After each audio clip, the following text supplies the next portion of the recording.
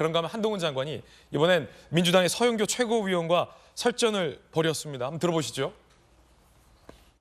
마약이 끝내 부메랑이 되어서 윤석열 정권과 한동훈 장관 그리고 국힘당에게 부메랑으로 되돌아가고 있습니다.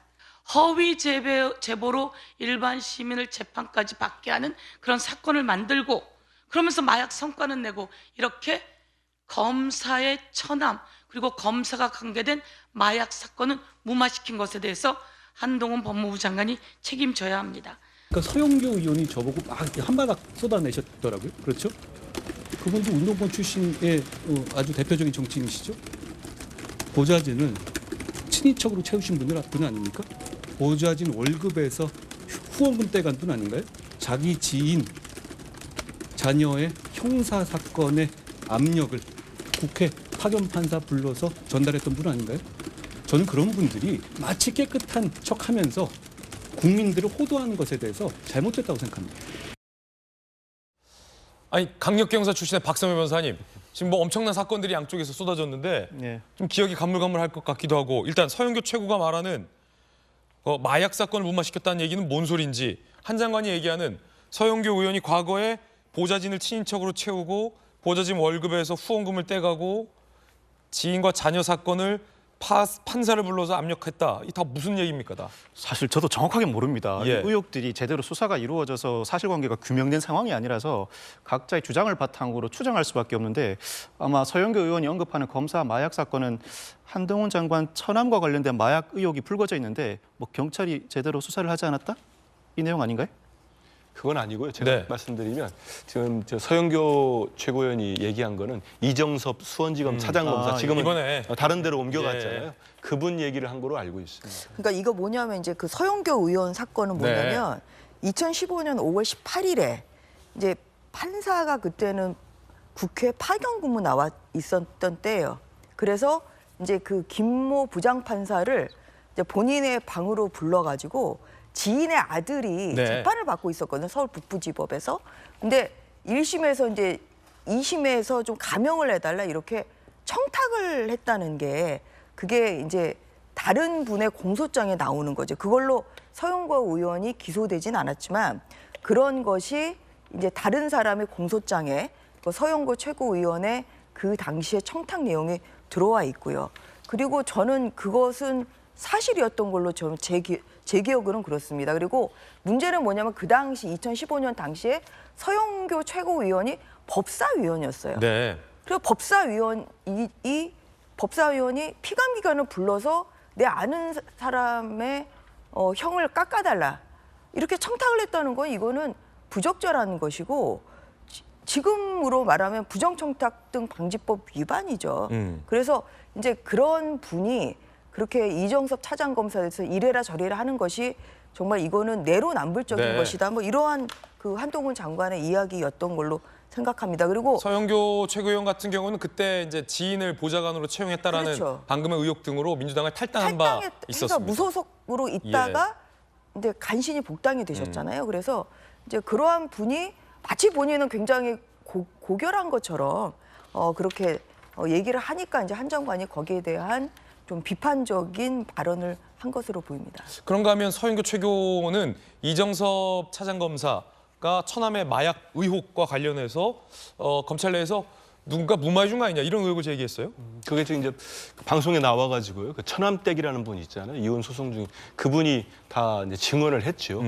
저도 어제 회의에 있었는데 그걸 토대로 서영교 최고위원이 이 검사기 때문에 검사 처남이기 때문에 마약 사건에서 수사관이 아마 6번인가 바뀌었다고 합니다. 그래서 바뀌고 의혹이 많다 이걸 문제 제기를 한 건데 전 이런 생각은 해봐요. 제가 민주당 대변인을 떠나서 한동훈 장관이 일전에 부산의 그 유명한 돌려차기 사건 피해자한테 법무장관으로서 위로하는 전화를 했나요? 그 기사를 보고 저는 정말 제가 마음에는 들지 않지만 참 잘했다. 한동훈 장관 칭찬을 했습니다. 어디 가가지고. 그런데 이번 건은 잘못된 거예요. 아니 법무장관이 나와가지고 수년 전 사건을 꺼내서 그 얘기를 한 야당 의원을 그렇게 비판하는 게 본인으로서 그렇게 맞다고 생각하겠습니까? 잘못하면 저런 자세가 제2의 황교안 대표처럼 갈 수밖에 없습니다. 자기 진영 그냥 아무나 다 옹호한다. 극으로 간다 이런 이미지 쓰일 수 있어요. 아니 검사도 잘못하면 처벌 받아야지요. 오죽하면 대검이 지금 한 달 만에 강제 수사에 들어가지 않았습니까? 만약 저 같으면은 예. 이런 질문이 나왔다면 검사도 죄를 지으면 처벌 받습니다. 지금 대검에서 검찰에서 열심히 수사하고 있고 제대로 진상 파악해서 이정석 검사 죄가 있다면 처벌받도록 하겠습니다. 하면은 중도층에서도 박수 받습니다. 하지만 이게 뭡니까? 이 검사 얘기했다고 자기 식구 확 감싸는 듯이 그 얘기한 야당 의원 수년 전 사건으로 이미 탈당도 하고 사과도 하고 아마 모르겠습니다. 무혐의였는지 처벌을 받았는지 제가 정확히 못해요. 하지만 이걸 꺼내가지고 다시 재공격하고 이거는 조금 합리적인 중도층이나 국민들 입장에 보면은 한동훈 장관을 좋아하다가도 좀 심하다 이런 판단할 수 있을 것 같습니다. 그런가 하면 앞서 잠깐 언급됐었던 김웅 의원이 한 장관을 험지 보내면 안 된다. 강남 3구에 보내야 된다라고 얘기했습니다. 들어보시죠. 오히려 강남 3구에서는 그 사실 한동훈 장관에 대해서 기대를 많이 하고 있거든요. 아니 근데 강남으로 가면은 이게 너무 편안한 곳을 그냥 이렇게 꽃가마 태워가는 느낌이 들기 때문에 그래도 일단은 들어와야죠. 예를 들어서 수도권에서 험지에서 이길 가능성이 매우 낮지 않습니까? 우리 당에서는 어떻게 보면 한동훈 장관도 매우 중요한 인재인데 사실 그냥 야인으로 이렇게 보내는 것보다는 어찌 됐든 간에 처음에 시작은 좀 돌을 맞고 욕을 먹더라도 예. 일단은 강남 3구에서 나가는 게 맞는 것 같아요. 아니 근데 그러다가 그 김웅 지역구로 가면 어떡합니까?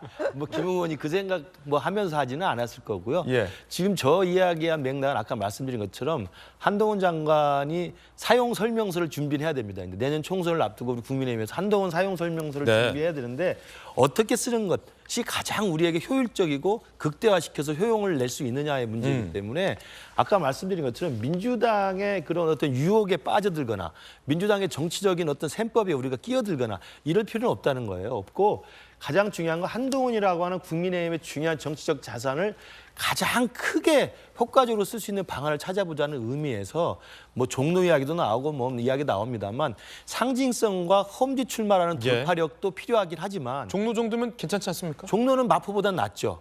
아까 우리 한민수 대표 예. 마포는 뭐 쉬운 지역일 거라고 생각하는 절대 마포에서 우리 당이 이긴 적이 없습니다. 마포 을 같은 경우는 그렇습니다. 그렇죠. 갑이랑 또 그렇기 다르죠. 때문에 저는 한동훈 장관의 사용 설명서를 고민하는 과정에서는 이른바 강남에서 조금 창피하더라도 거기서 일단 쉽게 당선될 수 있는 지역을 택하고 그리고 전국적 용도로 쓰면서 전국에서 힘을 실어주는 방법도 고민해 볼 거리가 있다. 아마 그런 의미의 김웅 의원의 발언 같고요. 김웅 의원이 있는 송파갑으로 오라는 이야기는 절대 아닐 겁니다. 네. 그리고 병도 아니죠?